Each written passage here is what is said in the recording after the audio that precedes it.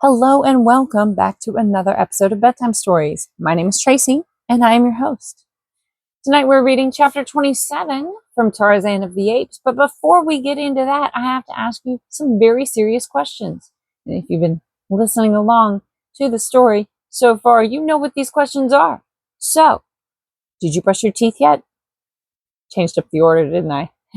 Did you go pee in the potty? Have you done your stretches? Do you have your water? Okay. You got it taken care of? Cool. Excellent. I love you. You're great. All right. Now, the optional questions. Are you subscribed to the channel yet? Have you liked this video?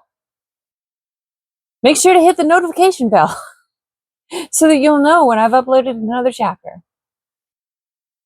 Anyway, now that I've got that out of the way, let's read chapter 27, The Giant Again. A taxicab drew up before an old-fashioned residence upon the outskirts of Baltimore. A man of about 40, well-built and with strong, regular features, stepped out and, paying the chauffeur, dismissed him. Excuse me. A moment later, the passenger was entering the library of the old home. "Ah, Mr. Candler!" exclaimed an old man, rising to meet him. "Good evening, my dear professor," cried the man, extending a cordial hand. "Who admitted you?" asked the professor. "Esmeralda." "Then she will acquaint Jane with the fact that you are here," said the old man. "No, professor," replied Candler, "for I came primarily to see you." "Ah, I am honored," said Professor Porter. "Professor," continued Robert Candler with great deliberation, as though carefully weighing his words, "I have come this evening to speak with you about Jane. You know my aspirations, and you have been generous enough to approve my suit."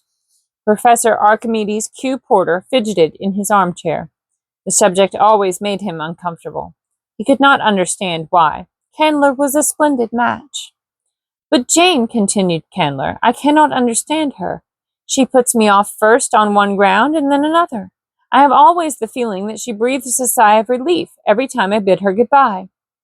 "Tut, tut," said Professor Porter. "Tut, tut, Mr. Candler. Jane is a most obedient daughter. She will do precisely as I tell her." "Then I can still count on your support?" asked Candler, a tone of relief marking his voice. Certainly, sir, exclaimed Professor Porter. "How could you doubt it?" "There is young Clayton, you know," suggested Candler. "He has been hanging about for months.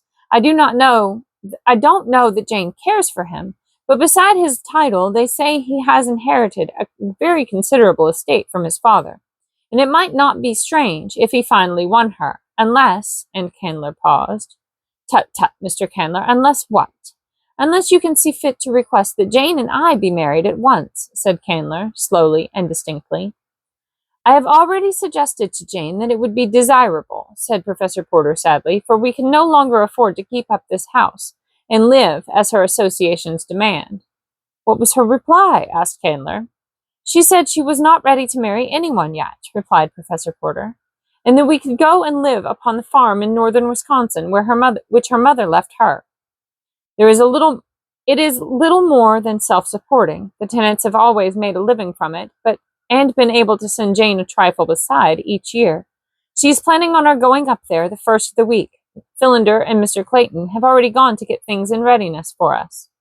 "Clayton has gone there?" exclaimed Candler, visibly chagrined. "Why was I not told? I would gladly have gone and seen that every comfort was provided." "Jane feels that we are already too much in your debt, Mr. Candler," said Professor Porter. Candler was about to reply when the sound of footsteps came from the hall without, and Jane entered the room. "Oh, I beg your pardon," she exclaimed, pausing on the threshold. "I thought you were alone, Papa." "It is only I, Jane," said Candler, who had risen. "Won't you come in and join the family group? We were just speaking of you." "Thank you," said Jane, entering and taking the chair Candler placed for her. "I only wanted to tell Papa that Toby is coming down from the college tomorrow to pack his books. I want you to be sure, Papa, to indicate all that you can do without until fall. Please don't carry this entire library to Wisconsin, as you would have carried it to Africa if I had not put my foot down." "Was Toby here?" asked Professor Porter. "Yes, I just left him. He and Esmeralda are exchanging religious experiences on the back porch now." "Tut, tut, I must see him at once," cried the professor. Excuse me just a moment, children, and the old man hastened from the room. As soon as he was out of earshot, Candler turned to Jane. See here, Jane, he said bluntly, how long is this thing going on like this? You haven't refused to marry me, but you haven't promised either. I want to get the license tomorrow so that we can be married quietly before you leave for Wisconsin. I don't care for any fuss or feathers, and I'm sure you don't either. The girl turned cold, but she held her head bravely. Your father wishes it, you know, added Candler. Yes, I know. She spoke scarcely above a whisper. Do you realize that you are buying me, Mr. Candler? She said finally, and in a cold, level voice, buying me for a few paltry dollars? Of course you do, Robert Candler. And the hope of just such a contingency was in your mind when you loaned Papa the money for that harebrained escapade, which but for a most mysterious circumstance would have been surprisingly successful. But you, Mr. Candler, would have been the most surprised. You had no idea that the venture would succeed. You are too good a businessman for that. And you are too good a businessman to loan money for buried treasure seeking, or to loan money without security, unless you had some special object in view. You knew that without security you had a greater hold on the honor of the Porters than with it. You knew that the one best way to force me to marry you, without seeming to force me. You have never mentioned the loan, and in any other man I should have thought that the prompting of a magnanimous and noble character. But you are deep, Mr. Robert Candler. I know you better than you think I know you. I shall certainly marry you if there is no other way, but let us understand each other once and for all. While she spoke, Robert Candler had alternately flushed and paled, and when she ceased speaking, he arose, and with a cynical smile upon his strong face, said, You surprise me, Jane. I thought you had more self-control, more pride. Of course you are right. I am buying you, and I knew that you knew it.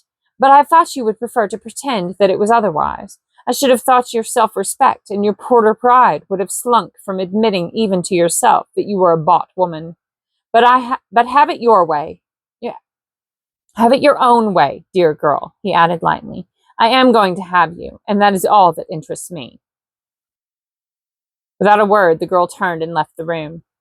Jane was not married before she left with her father and Esmeralda for her little Wisconsin farm, and as she coldly bid Robert Candler goodbye as her train pulled out, he called to her that he would join them in a week or two. At their destination, they were met by Clayton and Mr. Philander in a huge touring car belonging to the former, and quickly whirled away through the dense northern woods toward the little farm which the girl had not visited before since childhood. The farmhouse, which stood on a little elevation some 100 yards from the tenant house, had undergone a complete transformation during the 3 weeks that Clayton and Mr. Philander had been there. The former had imported a small army of carpenters and plasterers, plumbers and painters from a distant city, and what had been but a dilapidated shell when they reached it was now a cozy little 2-story house filled with every modern convenience procurable in so short a time. Why, Mr. Clayton, what have you done? Cried Jane Porter, her heart sinking within her as she realized the improbable size of the expenditure that had been made. Shh, cautioned Clayton. Don't let your father guess. If you don't tell him, he will never notice, and I simply couldn't think of him living in the terrible squalor and sordidness which Mr. Philander and I found. It was so little when I would like to do so much, Jane. For his sake, please, never mention it. But you know we can't repay you, cried the girl. Why would you want to put me under such terrible obligations? Don't, Jane, said Clayton sadly. If it had been just you, believe me, I wouldn't have done it, for I knew from the start that it would only hurt me in your eyes. But I couldn't think of that dear old man living in the hole we found here. Won't you please believe that I did it just for him, and give me that little crumb of pleasure at least? I do believe you, Mr. Clayton, said the girl, because I know that you are big enough and generous enough to have done it just for him. And, oh, Cecil, I wish I might repay you as you deserve, as you would wish. Why can't you, Jane? Because I love another. Candler? No. But you were going to marry him. He told me as much before I left Baltimore. The girl winced. I do not love him, she said, almost proudly. Is it because of the money, Jane? She nodded. Then I am so much less desirable than Candler? I have money enough, and far more, for every need, he said bitterly. I do not love you, Cecil, she said, but I respect you. If I must disgrace myself by such a bargain with any man, I prefer that it be the one I already despise. I should loathe the man to whom I sold myself without love, whomsoever he might be. You will be happier, she concluded, alone, with my respect and friendship, than with me and my contempt. He did not press the matter further, but if ever a man had murder in his heart, it was William Cecil Clayton, Lord Greystoke, when a week later Robert Candler drew up before the farmhouse in his purring six-cylinder. A week passed, a tense, uneventful, but uncomfortable week for all the inmates of the little Wisconsin farmhouse. Candler was insistent that Jane marry him at once. At length she gave in, from sheer loathing of the continued and hateful importuning. It was agreed that on the morrow Candler was to drive to town and bring back the license and a minister. Clayton had wanted to leave as soon as the plan was announced, but the girl's tired, hopeless look kept him. He could not desert her. Something might happen yet, he tried to console himself by thinking, and in his heart he knew that it would require but a tiny spark to turn his hatred for Candler into the bloodlust of the killer. Early the next morning, Candler set out for town. In the east, smoke could be seen lying low over the forest, for a fire had been raging for a week not far from them, but the wind still lay in the west, and no danger threatened them. About noon, Jane started off for a walk. She would not let Clayton accompany her. She wanted to be alone, she said, and he respected her wishes. In the house, Professor Porter and Mr. Philander were immersed in an absorbing discussion of some weighty scientific problem. Esmeralda dozed in the kitchen, and Clayton, heavy-eyed after a sleepless night, threw himself down upon the couch in the living room and soon dropped into a fitful slumber. To the east, the black smoke clouds rose higher into the heavens. Suddenly they eddied, and then commenced to drift rapidly toward the west. On and on they came. The inmates of the tenant house were gone, for it was market day, and none were there to see the rapid approach of the fiery demon. Soon the flames had spanned the road to the south and cut off Candler's return. A little fluctuation of the wind now carried the path of the forest fire to the north, then blew back, and the flames stood nearly still as though held in leash by some master hand. Suddenly, out of the northeast, a great black car came careening down the road. With a jolt, it stopped before the cottage, and a black-haired giant leapt out to run onto the porch. Without a pause, he rushed into the house. On the couch lay Clayton. The man started in surprise, but with a bound was at the side of the sleeping man.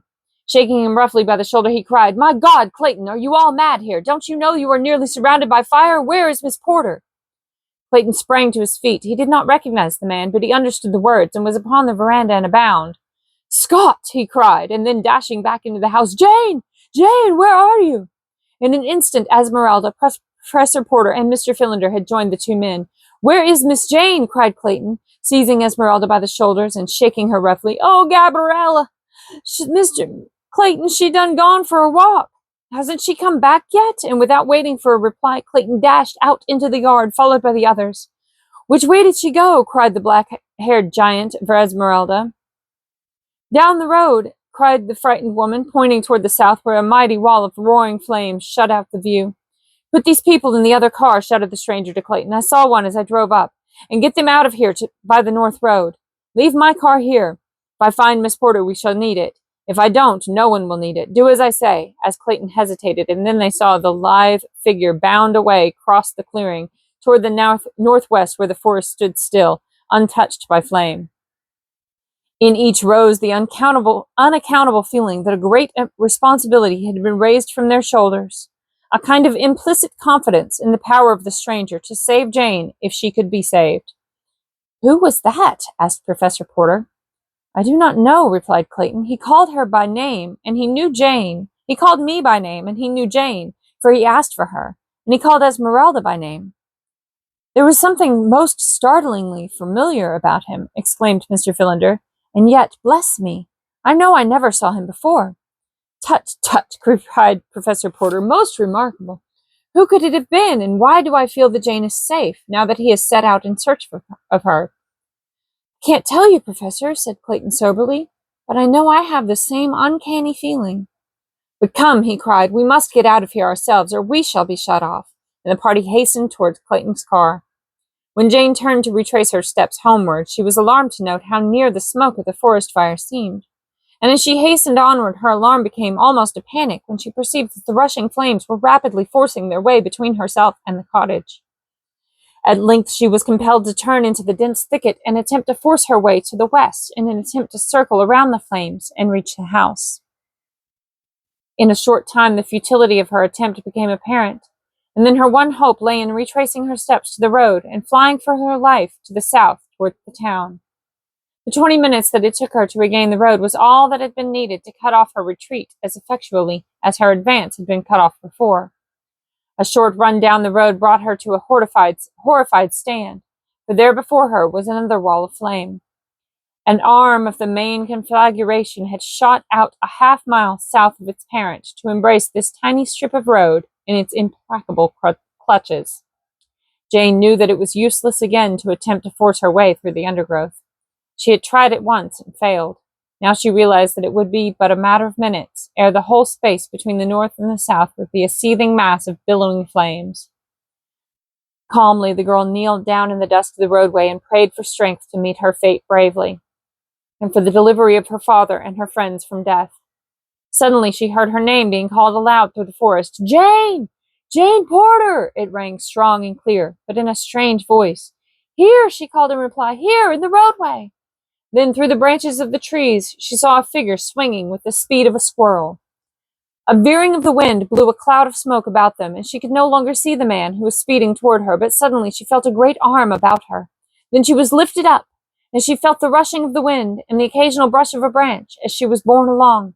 She opened her eyes. Far below her lay the undergrowth and the hard earth. About her was the waving foliage of the forest. From tree to tree swung the giant figure which bore her, and it seemed to Jane that she was living over in a dream the experience that had been hers in that far African jungle.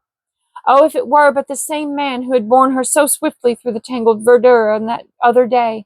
But that was impossible. Yet who else in all the world was there with the strength and agility to do what this man was now doing? She stole a sudden glance at the face close to hers, and then she gave a little frightened gasp. It was he! "My forest man," she murmured. "No, I must be delirious. Yes, your name, Jane Porter. Your savage primeval man. Excuse me. Yes, your man, Jane Porter. Your savage primeval man came out of the jungle to claim his mate. The woman who ran away from him," he added almost fiercely. Wait, I gotta read that again. "My forest man," she murmured. "No, I must be delirious. Yes, your man, Jane Porter, your savage primeval man come out of the jungle to claim his mate, the woman who ran away from him," he added almost fiercely. "I did not run away," she whispered. "I would only consent to leave when they had waited a week for you to return." They had come to a point beyond the fire now, and he had turned back to the clearing. Side by side they were walking toward the cottage. The wind had changed once more and the fire was burning back upon itself. Another hour like that and it would be burned out. "Why did you not return?" she asked. "I was nursing Darnot. He was badly wounded." "Ah, I knew it!" she exclaimed. "They said you had gone to join the blacks, that they were your people." He laughed. "But you did not believe them, Jane." "No." "What shall I call you?" she asked. "What is your name?" "I was Tarzan of the Apes when you first knew me," he said. "Tarzan of the Apes!" she cried. "And that was your note I answered when I left?" "Yes. Whose did you think it was?" "I did not know, only that it could not be yours, for Tarzan of the Apes had written in English, and you could not understand a word of any language." Again he laughed. "It is a long story, but it was I who wrote what I could not speak. And now Darnot has made matters worse by teaching me to speak French instead of English. Come," he added, "jump into my car, and we must overtake your father. They are only a little way ahead." As they drove along, he said, "Then, when you said in your note to Tarzan of the Apes that you loved another, you might have meant me?" "I might have," she answered simply. "But in Baltimore, oh, how I have searched for you! They told me you would possibly be married by now, that a man named Candler had come up here to wed you. Is that true?" "Yes." "Do you love him?" "No."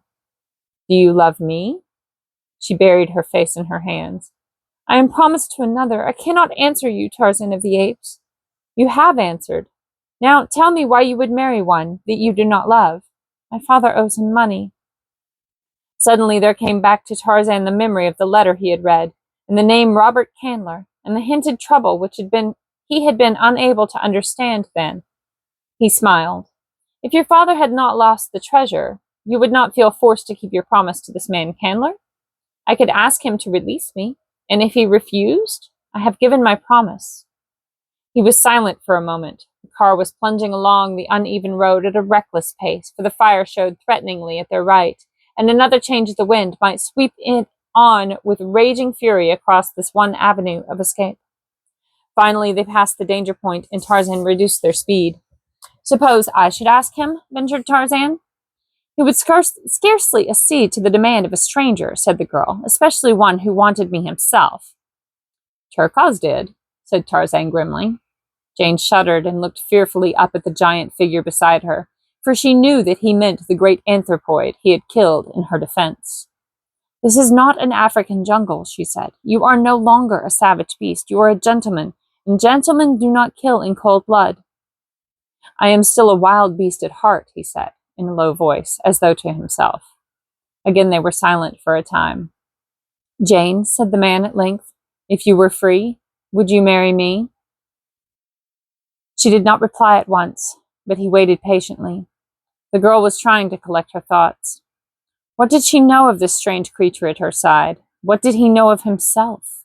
Who was he? Who his parents? Why, his very name echoed his mysterious origin and his savage life. He had no name. Could she be happy with this jungle waif? Could she find anything in common with a husband whose life had been spent in the treetops of an African wilderness, frolicking and fighting with fierce anthropoids, tearing his food from the quivering flank of a fresh-killed prey, sinking his strong teeth into raw flesh and tearing away his portion while his mates growled and fought about him for their share? Could he ever rise to her social sphere? Could she bear to think of sinking to his? Would either be happy in such a horrible misalliance? "You do not answer," he said. "Do you shrink from wounding me?" "I do not know what answer to make," said Jane sadly. "I do not know my own mind." "You do not love me, then?" he asked in a level tone. "Do not ask me. You will be happier without me. You were never meant for the formal restrictions and conventionalities of society. Civilization would become irksome to you, and in a little while you would long for the freedom of your old life, a life to which I am as totally unfitted as you to mine." "I think I understand you," he replied quietly. "I shall not urge you, for I would rather see you happy than to be happy myself. I see now that you could not be happy with an ape." There was just the faintest tinge of bitterness in his voice. "Don't," she remonstrated. "Don't say that. You do not understand." But before she could go on, a sudden turn in the road brought them into the midst of a little hamlet. Before them stood Clayton's car, surrounded by the party he had brought from the cottage. And that's the end of chapter 27. Good night, sweetheart. Sleep tight. Don't let the bed bugs bite. And if they do, you bite them back. I love you so much. Good night.